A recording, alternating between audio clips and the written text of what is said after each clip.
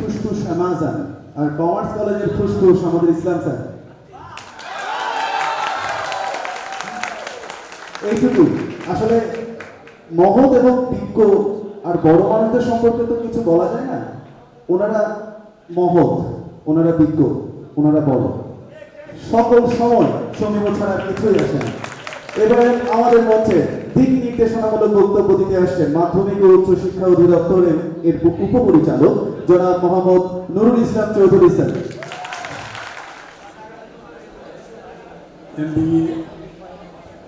চতুর্থ ব্যাচের প্রিয় ছাত্রছাত্রী কর্তৃক আয়োজিত আজকের এই কোর্স সমাপন অনুষ্ঠানের সম্মানিত সভাপতি, সরকারি কমার্স কলেজ ব্যবস্থাপনা বিভাগের সম্মানিত বিভাগীয় প্রধান প্রফেসর মোহাম্মদ সালম স্যার, মঞ্চে উপস্থিত আছেন আজকের অনুষ্ঠানের প্রধান অতিথি গণপ্রজাতন্ত্রী বাংলাদেশ সরকারের উপসচিব, সরকারি কমার্স কলেজের ব্যবস্থাপনা বিভাগের প্রাক্তন বিভাগীয় প্রধান, আমার প্রায় ১.৫ যুগের প্রিয় সহকর্মী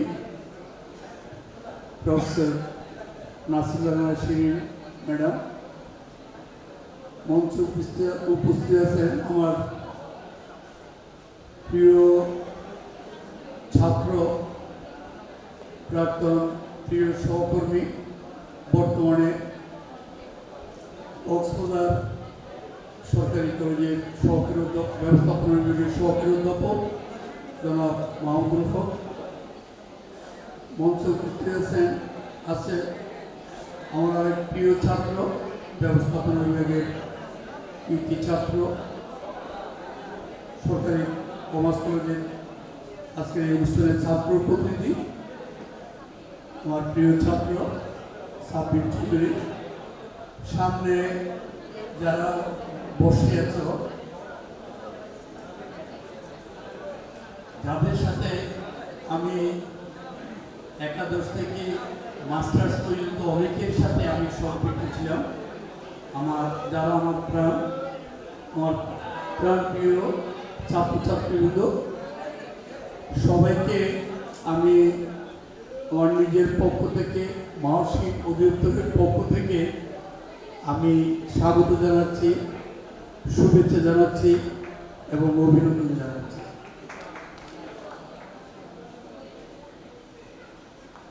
আমি প্রথমে ধন্যবাদ জানাই এবং মাননীয় বিভাগীয় প্রধান মহোদয়কে কৃতজ্ঞতা জানাই।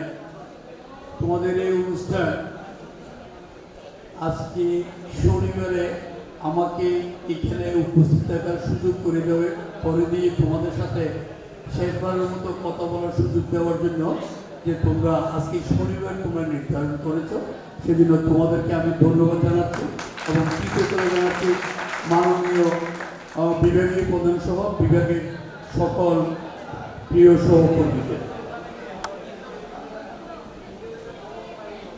সরকারি কমার্স কলেজ তোমাদের কলেজ।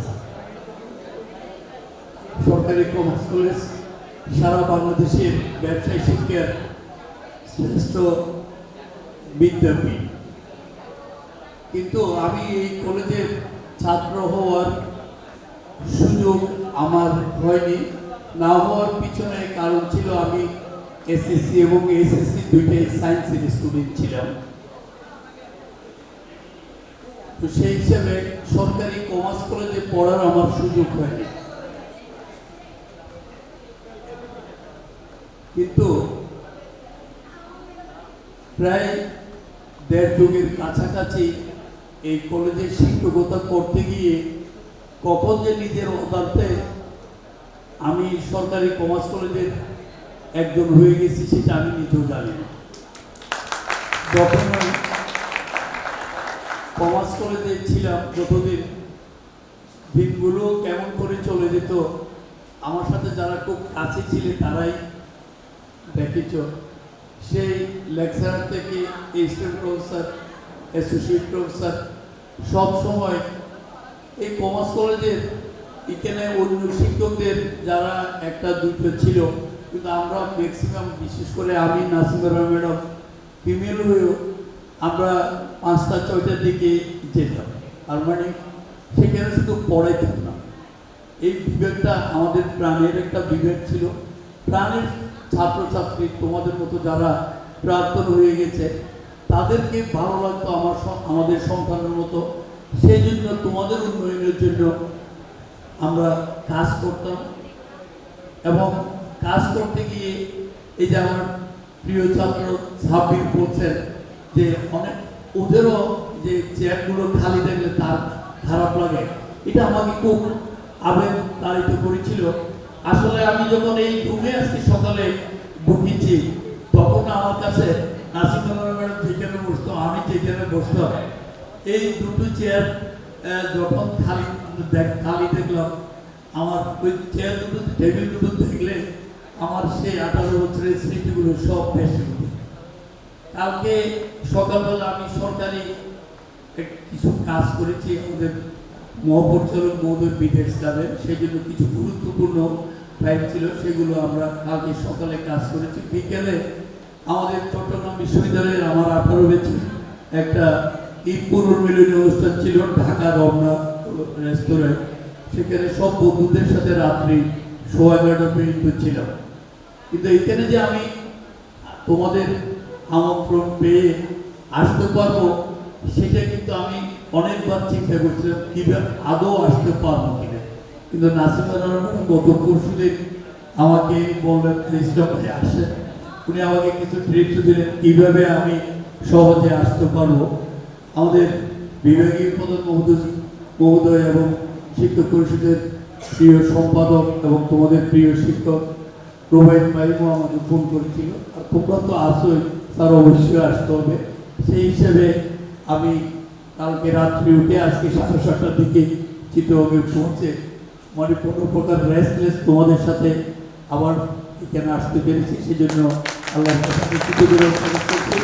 এবং আজকে আমাকে আবার ঢাকায় বের করতে হবে, তারপরেও কিন্তু আমার যেটুকু মনে যেটুকু ভালো লাগে সেটা হচ্ছে যাদেরকে আজকে দেখছি এইভাবে হয়তো তোমাদেরকে আগামীতে এইভাবে দেখবো না, সেটা হচ্ছে বাস্তবতাকে মেনে নিতে হয়। তোমরা যাদের সাথে আমি নাসিমা ম্যাডাম বাবুদের স্যাররা সেই একাদশ থেকে দ্বাদশ থেকে অনার্স ফার্স্ট ইয়ার থেকে বা মাস্টার্সে যাদেরকে আমরা ছাত্র হিসেবে পেয়েছিলাম আমাদের সন্তানের মতো, তাদের সাথে আজকে শেষ দিনে না থাকতে পারলে আজীবন একটা কষ্ট থেকে যেত। তোমাদেরও হয়তো ভালো লাগতো না, আমার নিজের কাছেও একটু কষ্ট থাকতো। সেই জন্য আমি আবারও আল্লাহর কাছে শুকরিয়া জ্ঞাপন করছি এই জন্য যে আমি এত পথ পাড়ি দিয়ে তোমাদের মাঝে উপস্থিত হতে পেরেছি।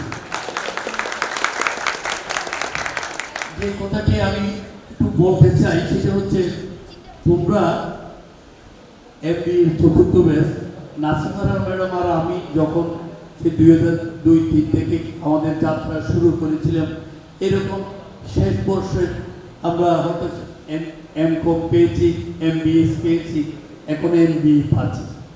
এখান থেকে কিন্তু এরকম অনেকগুলো ব্যাচ আমরা বিদায় করেছি। শেষ অনুষ্ঠান হচ্ছিলাম আজকে মাহমুদ তার স্মৃতিচারণ করতে গিয়ে সেই লিখল বলছে যে 10 বছর আগে এখানে ছিল। আসলে মাহমুদ তারা বাহির তারা কিন্তু এই রূপটাতে অনেকগুলো অনুষ্ঠান করছে, তারই ধারাবাহিকতায় তোমরা হয়তো এই রূপটাকে বেছে নিয়েছো, এই ক্লাবটাকে বেছে নিয়েছো। এটার কিন্তু অনেকগুলো স্মৃতিও থাকে যে তোমরা এখানে যে কাজ মানে তোমাদের পূর্বপুরুষের করছে বিধে তোমরা এখানে এসছো। তো সেই হিসাবে যেটুকু তোমাদেরকে বলি, আমার দেখায় একটা সেরা বেশ অন্যরা খারাপ ছিল সেটা না। আমি একটা শিক্ষা সফরে গিয়ে আমার প্রিয় ছাত্র সাব্বির সাথেও আলোচনা করছিলাম তোমাদের বিষয়ে, কারণ সাব্বির তো আমার এখানে আগমন, সাব্বিরও তখন থেকে কমার্স কলেজে আছে।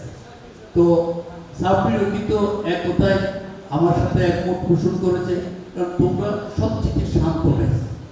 মানে এখানে এই দেশের মধ্যে একটা দীর্ঘ পরিক্রমায় 7-8 বছর 6-7 বছর একসাথে ছিলেন, আমি কোনো সময় দেখিনি তোমাদের কোনো অনিয়ম।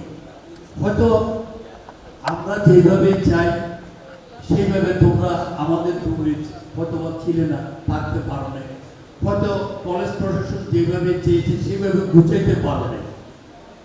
কিন্তু সব কিছুর ঊর্ধ্বে আমি যেটুকু দেখেছি তোমরা অত্যন্ত ওবিডিয়েন্ট একটা ব্যাচ ছিলে। নাসিমা রানা ম্যাডাম যখন বিভাগীয় পদের দায়িত্বে ছিলেন তখনও আমি দেখছি ম্যাডাম যাই বলছে, আমরা যাই বলছি পিকনিকে ওই গেলে যাবো না, ঠিক আছে যাবো না, যাবো না স্যার, মানে যাবো এরকম কোনো আবদার তোমরা করো না। ঠিক মাস্টার্সে এসো ঠিক একইভাবে তোমরা কাজ করেছো, তবে তোমাদের সফলতা অনেক বেশি। তোমরা দুটি ম্যাগাজিন তোমরা উপহার দিয়েছ। তোমাদের মাঝে অনেক আমার প্রিয় স্টুডেন্ট আছে যারা সেবামূলক কার্যক্রমের সাথে সহশিক্ষা কার্যক্রমের সাথে তোমরা সম্পৃক্ত ছিলে। রোভার স্কাউটের সিনিয়র রোভার থেকে শুরু করে অনেকগুলো সেবামূলক কার্যক্রমের সাথে তোমরা কাজ করেছো, সেই জন্য কমার্স কলেজ তোমাদেরকে মনে রাখবে দীর্ঘদিন। আমি যে শেষের দিকে আসি, যে অনেকগুলো কথা বলছি তোমাদের আজকের পর থেকে ইতিমধ্যে অনেকে চাকরিতে যোগদান করেছে। ছাত্র জীবন বড়ই মধুর জীবন, সেই সোনালী জীবনটা তোমরা আজকে বাইরে যাওয়ার পর থেকে তোমাদের সোনালী জীবনটা কিন্তু ধীরে ধীরে বিস্তৃত হতে শুরু করবে। যে বাস্তবতা যে কর্মক্ষেত্রে তোমরা পদার্পণ করতে যাচ্ছ যাবে, অনেকে হয়তো ইতিমধ্যে করেছো, আমি কিছুক্ষণ আগেও বলেছি। তোমরা একটা জিনিস মনে রাখবা না, সেরকম মনোভাব কখনো রাখবা না। মানে আমি পারবো না, সেখানে ডিইউর স্টুডেন্ট আছে, সিইউর স্টুডেন্ট আছে, তোমরা পারবা না সেরকম চিন্তা ভাবনা মোটেও করবা না। তোমরা সবসময় চিন্তা করবা তোমাদের পূর্বসূরীদের কথা। তোমাদের ম্যাগাজিনে আমার ছোট্ট একটা লিখে ছিল, সেই ম্যাগাজিনের যেটুকু আমি বলেছি সেগুলো হচ্ছে বাস্তব চিত্র। তোমাদের পূর্বসূরী যারা মঞ্চে বসে আছে, সেই রোবাইত পাইল, সেই মাহমুদুল হক, যে যারা বিভিন্ন কলেজে তোমাদের আছে, আমাদের ব্যবস্থাপনা বিভাগের কৃতি ছাত্রছাত্রীরা, তারা যদি পারে তোমরা অবশ্যই ইনশাল্লাহ পারবে। তো সেই জন্য তোমার প্রথমে যে কাজটা করতে হবে নিজের প্রতি নিজের আত্মবিশ্বাস। তুমি 1 নম্বর সবসময় চিন্তা করবা, কিন্তু 1 নম্বর চিন্তা করলে তার জন্য প্রস্তুতি নিলে যদি কোনো কারণে 1 নম্বর যদি তোমার মিস হয় তুমি 2 নম্বর পাবা। কিন্তু 2 নম্বর যদি চিন্তা করো 3 নম্বরে চলে যাবা, না হয় তোমার 3 নম্বরও মিস হয়ে যেতে পারে। সেজন্য এখন থেকে আত্মবিশ্বাসের সাথে কর্মক্ষেত্রের জন্য ভালো একটা পদে চাকরি পাওয়ার জন্য, বিসিএস এর জন্য তোমরা মানে সহজ কথা হচ্ছে বিসিএস এর জন্য প্রস্তুতি নাও। বিসিএস এর জন্য যদি প্রস্তুতি নাও তাহলে তোমার ব্যাংকে যাও, যেখানে যেতে তুমি সব জায়গাটা তোমার জন্য সহজ হয়ে যাবে। আমি শিক্ষক হিসেবে আজকে তোমাদের বিদায় বেলায় এইটুকু বলি যে তোমরা বিসিএসটার জন্য সবাই ট্রাই করো। আগামীতে আমাদের 16,000 মতো আগে সরকারি কলেজের টিচার ছিল, আরও প্রায় 345টার মতো প্রতিটা উপজেলায় একটা করে সরকারি কলেজ আমাদের বর্তমান সরকার করেছেন। সেই হিসাবে আমাদের আরও 16 থেকে 18,000 পদ ওইখানে সৃজন হচ্ছে। তো সব কিছু মিলে 30-32,000 যেখানে একটা কারার হবে, সেখানে তোমাদের লেকচারার পদে, আমি শিক্ষা ক্যাডারের কথা বলছি, শুধু লেকচারার পদে আগামীতে এই আগামী বিসিএস বা তার পরের বিসিএস এ অনেকেই সুযোগ পাবে। পরীক্ষা দিলে রিটেনে পিলিতে পাস করলে, রিটেনটাতে পাস করলে দেখো তোমরা অনেকেই চাকরি আমাদের মতন শিক্ষক হওয়ার, বিসিএস ক্যাডার কর্মকর্তা হওয়ার সুযোগ পাবে। আমি আমাদের মতো শিক্ষক হওয়ার জন্য শুধু বলছি না, তোমরা বিসিএস এর যে সব যেগুলো মানুষ শুনে যে এডমিন ক্যাডার বা অন্যান্য ক্যাডার যেগুলো আকর্ষণীয় ক্যাডার বলে সেখানেও তোমরা যেতে পারবে ইনশাল্লাহ। আমি পরিশেষে এটুকু বলি যে আমাদের হাজার বছরের শ্রেষ্ঠ বাঙালি জাতির পিতা বঙ্গবন্ধু শেখ মুজিবুর রহমান যে প্রত্যয় নিয়ে, যে প্রত্যাশা নিয়ে আমাদের 30 লক্ষ শহীদের রক্তের বিনিময়ে এবং 2 লক্ষ মা বোনের ইজ্জতের বিনিময়ে আমাদের জাতির জনকের নেতৃত্বে যে আমরা এই দেশের স্বাধীনতা পেয়েছি, যেই স্বপ্ন নিয়ে, যে প্রত্যয় নিয়ে আমাদের জাতির পিতা এই দেশ স্বাধীন করেছিল, আমাদের সেই জাতির পিতার স্বপ্নকে আমি মনে করি তোমরা আগামীতে কর্মক্ষেত্রে পদার্পণ করে সেই জাতির পিতার স্বপ্নকে তোমরা বাস্তবায়ন করবে। সেই প্রত্যাশাকে আমি সবার সুস্বাস্থ্য দীর্ঘায়ু কামনা করে আমি আমার বক্তব্য শেষ করছি। সবাই ভালো থেকো, সুন্দর থাকো, সুস্থ থাকো, সবার জন্য শুভকামনা। ধন্যবাদ সবাই।